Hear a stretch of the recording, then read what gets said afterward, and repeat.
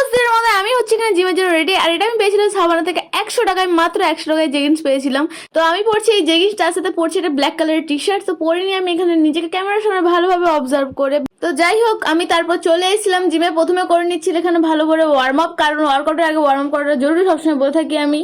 অনেকেই বলছে কমেন্টে যে আমি নতুন, আমি সবে জিমে ঢুকেছি। দেখো আমার 2 বছর বেশি হয়ে গেছে আমি জিম করছি। আমার যতটা না হোক তোমাদের মতো বেশি, বাট একটু হলেও আমার নলেজ আছে। তো আমি এখানে ভুলভাল কিছু দেখাচ্ছি না। তোমার ভুল মনে হলে তুমি আমার রিল স্ক্রোল করে দিতে পারো ইয়া ব্লক করে দিতে পারো, যেটা তোমার ইচ্ছে। কিন্তু ফালতু কমেন্টে এসে ফালতু জ্ঞান দিতে এসো না আমায়, ঠিক আছে? তোমার জ্ঞানের ধার ধারি না আমি। তারপর দেখতেই পাচ্ছ প্রথমে যে ওয়ার্কআউটটা করছি ওয়ার্ম আপের পর, সেটা হচ্ছে পজ স্কোয়াট মারার পর এখানে ইনক্লাইন ডাম্বেল প্রেসও মারা হয়ে গেল। দেন এখানে মারছি ল্যাটারাল রেইজ, যেটার আমি কিছুটা দেখিয়েছি তোমায়, 3টে সেট মেরেছি। তারপর এখানে মারছি বাইসেপ কার্ল। ব্যাস, আজকের মিক্স গ্রিপ ওয়ার্কআউট এখানেই শেষ। আবার দেখা হচ্ছে অন্য কোনো ভিডিওতে। টাটা।